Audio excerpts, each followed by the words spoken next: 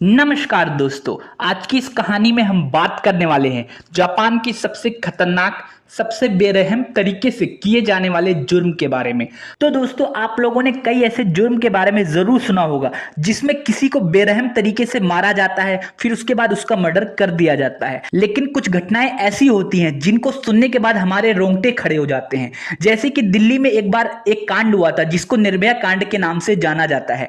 उसमें एक लड़की की प्राइवेट पार्ट्स के अंदर लोहे की रॉड को डाल दिया जाता है, फिर उसके बाद उसको बुरी तरीके से मारा जाता है और फिर उसको कहीं पे फेंक दिया जाता है, जिसके बाद उसकी मृत्यु हो जाती है। जब ये घटना लोगों के सामने और दुनिया के सामने आई थी तो लोगों के रोंगटे खड़े हो गए थे और लोगों का इंसानियत से भरोसा उठ गया था। लेकिन जब जापान की ये घटना लोगों के सामने आई, वैसे तो ये घटना बहुत पुरानी है, लेकिन धीरे धीरे करके सोशल मीडिया के माध्यम से जब ये घटना लोगों के सामने आई तब पूरी दुनिया को लगने लग गया कि सच में कलयुग आ गया है और कलयुग के ये आखिरी दिन चल रहे हैं। तो दोस्तों, ये घटना है जापान के टोक्यो की, जहां पे एक लड़की को बुरी तरीके से 40 दिन तक उसके साथ बलात्कार किया जाता है।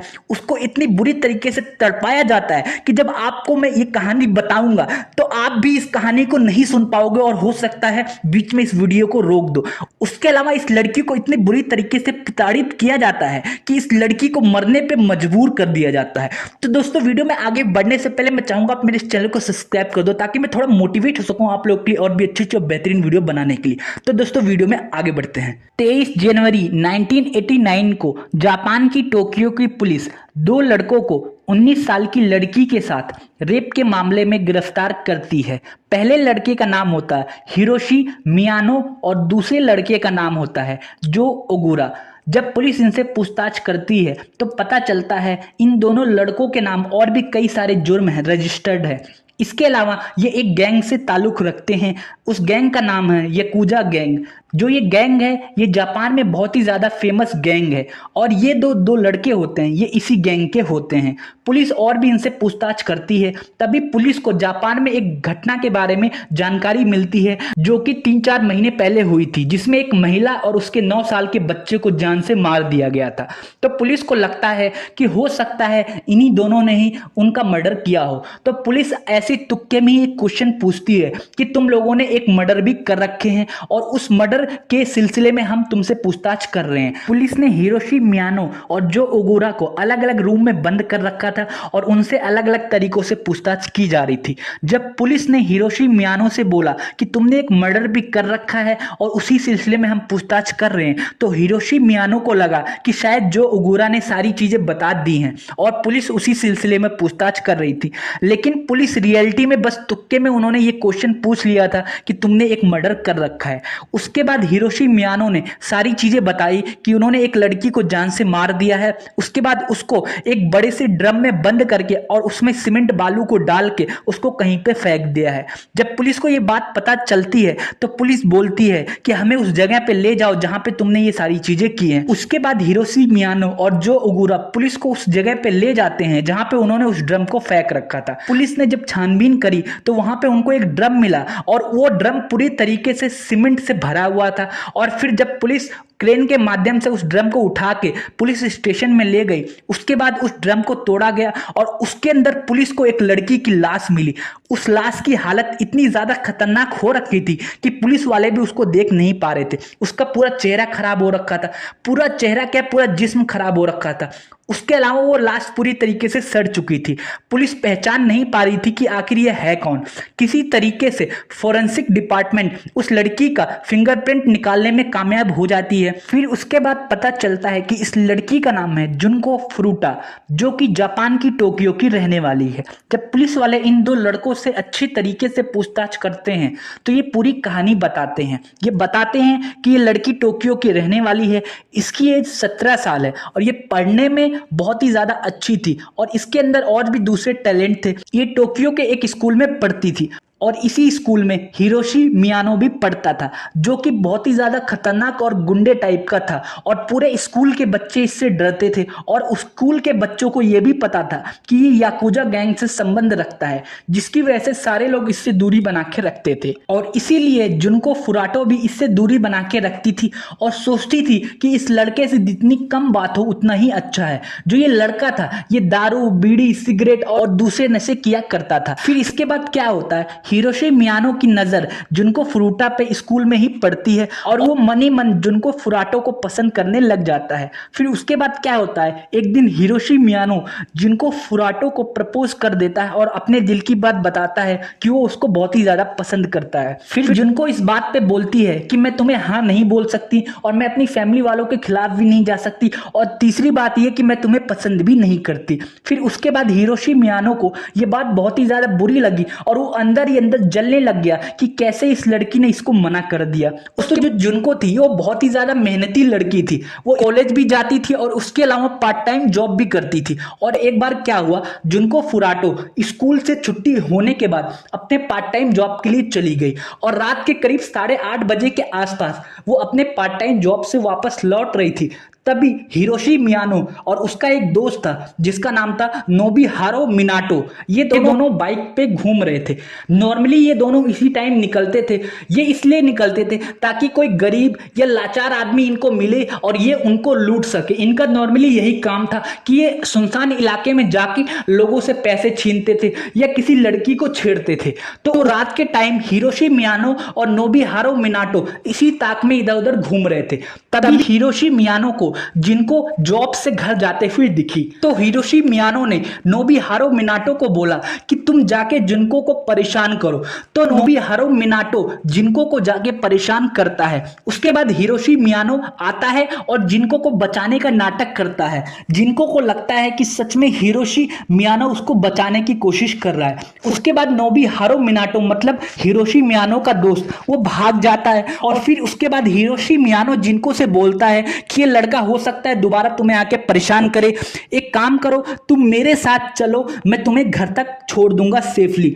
उसके बाद जिनको को लगता है कि मेरे स्कूल का ही है तो इसके साथ जाने में कोई बुराई नहीं है, तो वो हिरोशी मियानो के साथ चली जाती है। कुछ दूरी चलने के बाद एक शेड आता है टीन का, तो हिरोशी मियानो बोलता है कि मुझे यहाँ पे कुछ काम है, तो एक काम करो तुम मेरे साथ यहाँ पे आ जाओ, फिर उसके बाद मैं अपना काम करके तुम्हें घर छोड़ दूंगा। फिर जिनको उसके साथ वहां उस शेड में चली जाती है।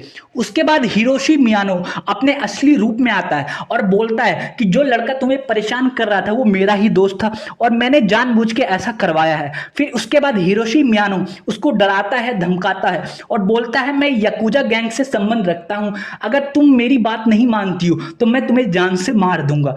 उसके बाद हिरोशी मियानो जुनको के साथ बलात्कार करता है, उसको बुरी तरीके से पीटता है और फिर इसके बाद 9:30 बजे के आसपास उसको एक होटल में लेके चला जाता है। होटल में भी वो उसके साथ बलात्कार करता है। फिर जब उसका मन भर जाता है उसके बाद वो अपने दोस्त नोबुहारो मिनाटो को भी कॉल करता है और बोलता है कि मैं इस लड़की को यहाँ होटल में लेके आया हूँ। तो नोबुहारो मिनाटो बोलता है कि उस लड़की को छोड़ना मत, मैं और मेरे दोस्त वहां पे आ रहे हैं। इसके बाद नोबुहारो मिनाटो अपने दो दोस्तों के साथ, पहले दोस्त का नाम होता है ओगुरा और दूसरे का नाम होता है यासुशी। तो दोस्तों जो शुरुआत में कहानी में मैंने बताया था कि 19 साल की लड़की के रेप के मामले में 2 लोग पकड़े गए थे, तो पहला बंदा तो हिरोशी था, दूसरा बंदा नोबुहारो मिनाटो का दोस्त ओगुरा था। तो ओगुरा और यासुशी ये 2 लड़के नोबुहारो मिनाटो के साथ आते हैं। फिर इसके बाद ये चारों मिलके उस लड़की के साथ उस होटल में गैंग रेप करते हैं, बुरी तरीके से उसको तड़पाते हैं और साथ में ये चारों लोग उसको धमकी देते हैं कि अगर तुम हमारी बात नहीं मानोगी तो हम तुम्हारी फैमिली वालों को भी मार देंगे, कि हमें यह भी पता है कि तुम्हारी फैमिली कहाँ रहती है। फिर क्या होता है, अगले दिन वो उसको एक घर में ले जाते हैं जो कि नोबुहारो मिनाटो का ही घर होता है और उस घर में नोबुहारो मिनाटो के जो फैमिली वाले होते हैं वो बहुत कम आना जाना करते हैं, मतलब कभी कभी ही नोबुहारो मिनाटो के जो मॉम डैड है वो आते हैं, नॉर्मली वो घर खाली रहता है। उसके बाद क्या होता है, जुनको की जो फैमिली होती है वो बहुत टेंशन में आ जाती है कि आखिर जुनको कहाँ गई, 2 दिन से घर नहीं आई और ना ही उसने कॉल करके कुछ बताया। फिर जुनको की फैमिली वाले पुलिस स्टेशन जाते हैं और वो मिसिंग रिपोर्ट लिखवाते हैं। उसके बाद पुलिस पूछताछ करने लग जाती है। पुलिस जो होती है वो जिनको के स्कूल में जाती है और वहां पे सारे लड़कों से पूछताछ करती है। तो हिरोशी मियानो भी उसी स्कूल में पढ़ता था, तो पुलिस उससे भी पूछताछ करती है। फिर इसके बाद हिरोशी मियानो को लगता है कि कहीं पुलिस उसके तक ना पहुंच जाए। उसके बाद वो क्या करता है, जुनको से बोलता है कि तुम अपने घर पे फोन करो और अपने घर वालों को बताओ कि तुम किसी अपनी फ्रेंड के यहाँ पे हो और तुम सुरक्षित हो। उसके बाद जबरदस्ती जुनको से कॉल करवाया जाता है और जुनको अपनी फैमिली वालों से बोलती है कि वो सुरक्षित है और पुलिस कंप्लेन वो वापस ले ले उसके घर वाले ऐसा ही करते हैं और पुलिस कंप्लेन वापस ले लेते हैं। उसके बाद जो ये चारों लड़के होते हैं वो बेफिक्र हो जाते हैं, उनको अब पुलिस का डर नहीं था। उसके बाद वो जुनको के साथ बहुत बुरा व्यवहार करते हैं, उसके बुरी तरीके से मारते हैं, पीटते हैं, फिर दोबारा बलात्कार करते हैं। उसके बाद क्या होता है, जो उस घर में याकूजा गैंग के भी लोग आने लग जाते हैं और वो लोग भी उसके साथ बलात्कार करते हैं। मतलब 7 दिन के अंदर उस लड़की के साथ 100 से भी ज्यादा बार बलात्कार किया जाता है। उसके प्राइवेट पार्ट्स में बुरी तरीके से लोहे की रॉड, कैंची वो सब डाला जाता है। उसके अलावा वो लोग क्या करते हैं, उस लड़की के प्राइवेट पार्ट में जो बल्ब होता है 100 वाट का वो भी डाल देते हैं और बुरी तरीके से तड़पाते हैं, मारते हैं, पीटते हैं। मतलब कोई कसर नहीं छोड़ते कि वो लड़की मजबूर हो जाए आत्महत्या करने पे। उसके बाद ऐसे कर करके 10 से 15 दिन बीत जाते हैं, लेकिन उस लड़की पे ये चारों लोग किसी भी तरीके से रहमी नहीं बरतते। उसके बाद क्या होता है, एक बार ये चारों लोग नशे में होते हैं और वहीं पे नशा कर रहे होते हैं। उसके बाद इन्हीं में से एक का फोन वहीं पे रह जाता है, तो ये लड़की क्या करती है, जिनको उस फोन का यूज करके पुलिस वालों के पास कॉल कर देती है। तभी क्या होता है, उन चारों में से एक बंदा इस लड़की को कॉल करते हुए देख लेता है, फिर उसके बाद वो कॉल काट देता है। दोबारा पुलिस की तरफ से कॉल बैक आता भी है, तो वो लड़का बोलता है कि गलती से उसकी छोटी बहन ने कॉल कर दिया होगा। अब इस घटना के बाद इन चारों लड़कों को जुनको के ऊपर बहुत ही ज्यादा खुंदक आती है और चारों लड़के इसको बुरी तरीके से मारते हैं। उसके बाद हिरोशी मियानो क्या करता है, जो लाइटर होता है, लाइटर में एक केमिकल होता है, उस केमिकल को जुनको के ऊपर डाल देता है और उसमें आग लगा देता है। मतलब उसके शरीर पे जगह जगह पे घाव करने लग जाता है, उसके पैरों में घाव करने लग जाता है कि जुनको किसी तरीके से भाग ना पाए और वो डर के मारे वहीं पे बैठी रहे। मतलब उसको जिस तरीके से हो सकता था उस तरीके से उसको तड़पाया जाता है, मारा जाता है, उसको खाना नहीं दिया जाता। यहां तक कि वो लोग क्या करते हैं, जब वो लड़की पानी मांगती है तो उसको पानी की जगह पेशाब पिलाया जाता है। उसके जब वो बाथरूम करने के लिए जा रही होती है तो उसको जबरदस्ती बिठा दिया जाता है ताकि वो बाथरूम ना कर पाए और वहीं पे ही फर्श पे ही बाथरूम कर दे। फिर उसके बाद उसको बुरी तरीके से मारा भी जाता है कि तुमने यहां पे क्यों बाथरूम किया। मतलब इतनी बुरी तरीके से टॉर्चर किया जाता है कि कोई भी इंसान इसको सहन नहीं कर पाएगा। फिर इसके बाद ये लोग क्या करते हैं कि उस लड़की के ऊपर मोमबत्ती की जलती हुई जो मोमबत्ती की मोम होती है वो डालते हैं, पूरे शरीर पे गिराते हैं, उसको तड़पाने की और भी ज्यादा कोशिश करते हैं। उसके अलावा जब ये लड़की बहुत ज्यादा तंग हो जाती है तो वो बोलती है कि मुझे जान से मार डालो, मुझे मत छोड़ो, मुझे इतनी बुरी तरीके से मत तड़पाओ। लेकिन ये लोग उसकी इस बात में बहुत ज्यादा हंसते हैं। उसके पूरे शरीर पे हर जगह ये लोग घाव कर देते हैं। उसके बाद उस घाव पे वो लोग नमक मिर्च डालते हैं ताकि ये लड़की और भी ज्यादा तड़पे। मतलब आप सोच सकते हैं, एक बार इमेजिन करके देखिए कि इसको किस तरीके से तड़पाया जाता है। ऐसे कर करके 20 से 25 दिन निकल जाते हैं। फिर उसके बाद क्या होता है, ये लड़की बहुत ही ज्यादा कमजोर हो जाती है और जो याकूजा गैंग के मेंबर होते हैं वो भी बीच बीच में आते रहते हैं और इसका बलात्कार करते रहते हैं। मतलब एक दिन में 20 से 25 बार इसके साथ बलात्कार होता है और लास्ट में रिपोर्ट में ये आई थी कि 100 से भी ज्यादा लोगों ने इसके साथ 400 से भी ज्यादा बार बलात्कार किया था। उसके बाद धीरे धीरे करके 30 दिन ऐसे निकल जाते हैं और फिर जब इसके बाद जुनको के शरीर में जो घाव होते हैं वो सड़ने लग जाते हैं और जुनको के शरीर से बदबू आने लग जाती है, तो जो ये चारों लड़के होते हैं इनका इंटरेस्ट भी जुनको के ऊपर से हट जाता है और ये लोग सोचते हैं कि कोई दूसरी लड़की लाई जाए। उसके बाद ये किसी दूसरी लड़की को किडनैप करके लाते हैं। वो लड़की वही होती है जो 19 साल की लड़की होती है जिसके जुर्म में उन दोनों को पकड़ा गया था। उसके बाद उस लड़की को लाके वहां पर ये लोग उसके साथ रेप करते हैं, फिर उसको वापस उसी जगह पे छोड़ देते हैं। फिर इसके बाद क्या होता है कि धीरे धीरे करके नया साल आ जाता है, मतलब 1989 का साल आ जाता है। तो ये जो चारों लड़के होते हैं ये कहीं बाहर गए हुए होते हैं न्यू ईयर मनाने के लिए। वहां पे ये लोग एक सट्टे में, एक जुए में भाग लेते हैं और ये लोग जुआ हार जाते हैं। तो ये अंदर से बहुत ज्यादा गुस्से में थे और ये वापस घर आते हैं और जो जुनको है उसको बुरी तरीके से मारते हैं, पीटते हैं, उसको वापस जलाते हैं। फिर इसके बाद उसके ऊपर जो रॉड होता है, जो डंबल होता है जिससे हम जिम करते हैं, उसको उसके शरीर के ऊपर गिराते हैं। पहले तो जुनको होती है बहुत ज्यादा तड़पती है, बहुत ज्यादा चिल्लाती है, लेकिन एक टाइम बाद उसको दर्द भी महसूस नहीं होता और फिर इसके बाद ये कई बार करने के बाद वो लोग वापस चले जाते हैं। अगले दिन जब वो वापस घर में आते हैं तो वो जुनको को हिलाने की कोशिश करते हैं लेकिन जुनको कोई रिस्पॉन्स नहीं करती। फिर दोबारा वो उसके ऊपर ऊपर डंबल फेंकते हैं, लेकिन जुनको का कोई रिस्पॉन्स नहीं आता।